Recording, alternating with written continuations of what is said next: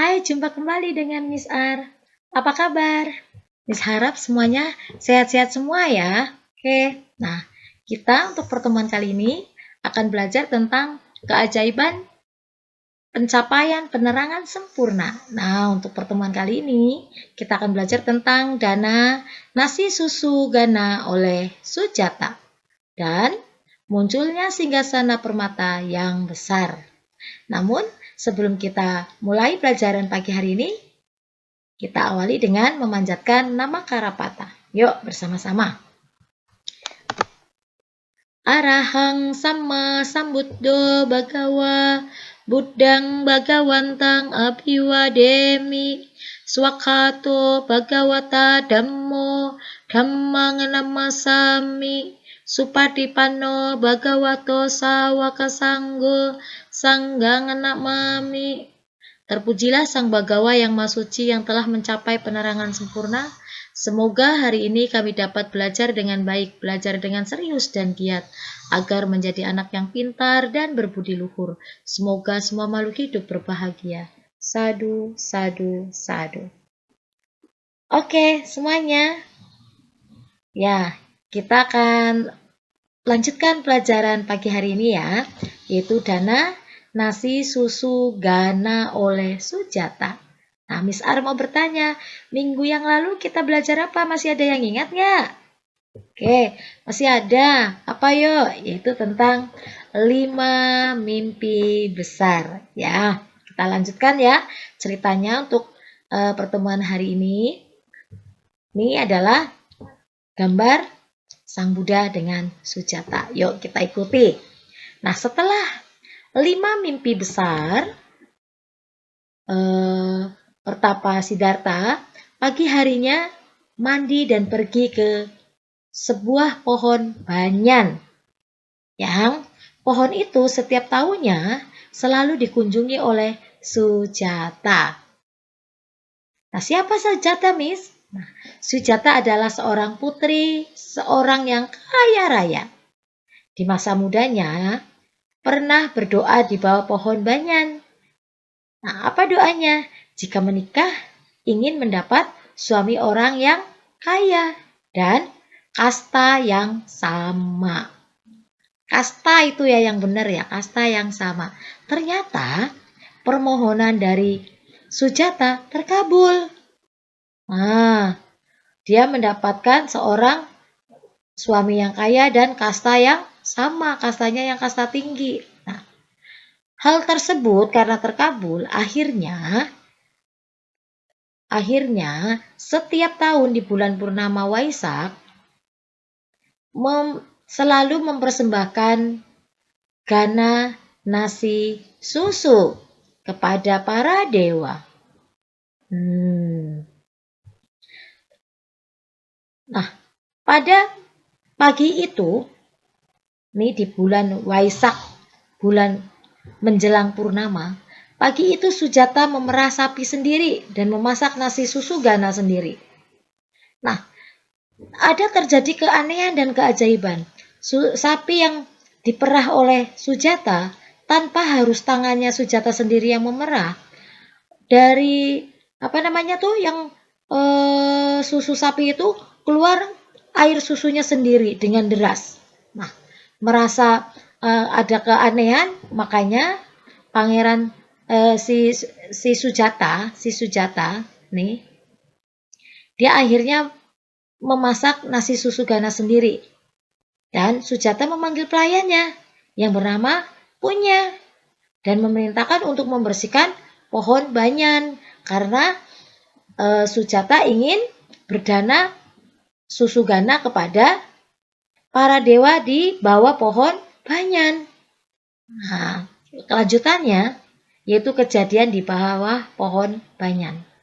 Nah, setelah tadi Punya disuruh oleh Sujata untuk membersihkan di bawah pohon banyan, Punya melihat Petapa Gotama menghadap ke timur dan melihat seluruh pohon bercahaya kuning keemasan dengan cahaya yang terpancar dari tubuh Petapa Gotama atau Bodhisattva.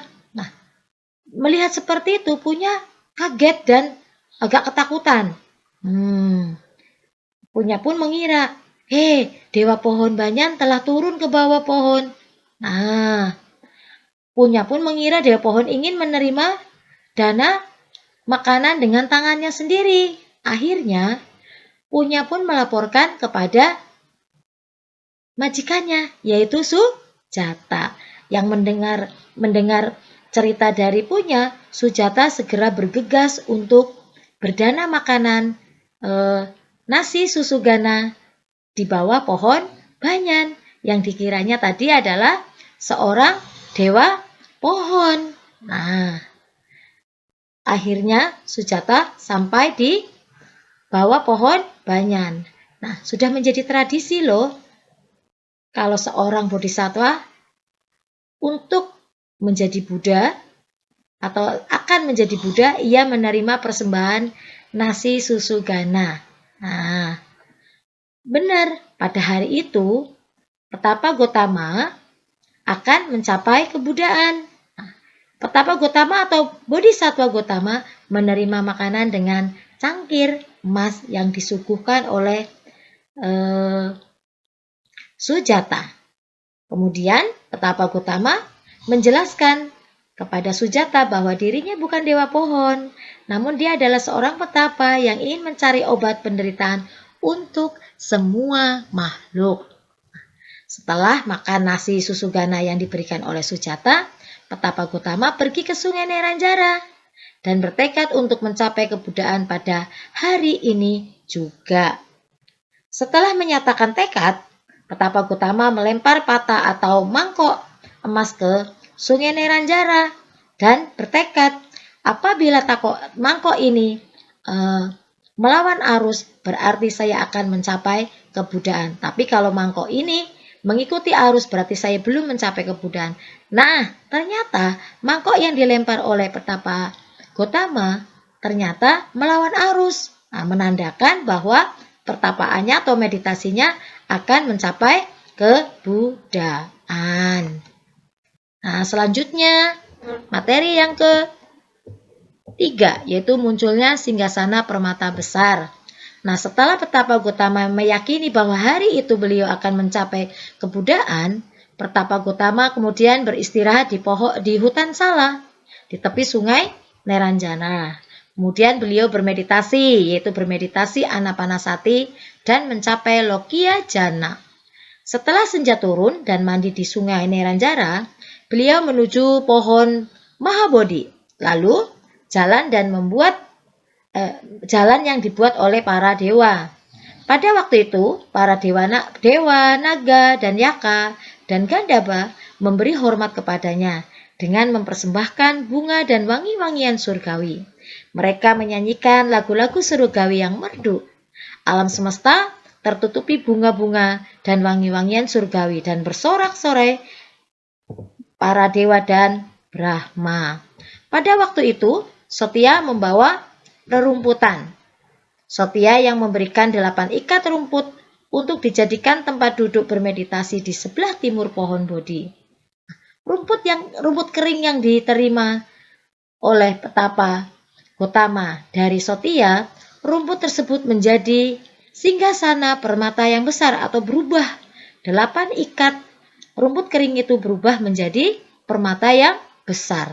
Permata yang besar ini keindahannya sangat luar biasa, sehingga keindahan singgasana itu tidak dapat dilukiskan oleh para pelukis yang ahli pun atau oleh tukang ukir.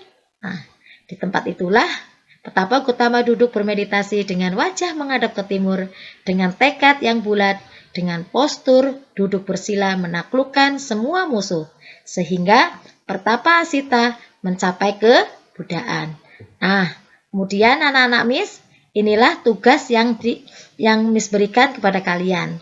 Miss minta untuk dikerjakan dengan baik dan teliti. Miss tunggu ya hasilnya. Oke, dari Miss terima kasih. Akhir kata, Namo Buddhaya, Sabesata, Bhawantu Sukhitata, semoga semua makhluk hidup berbahagia. Sadu, sadu, sadu. Bye semuanya, thank you.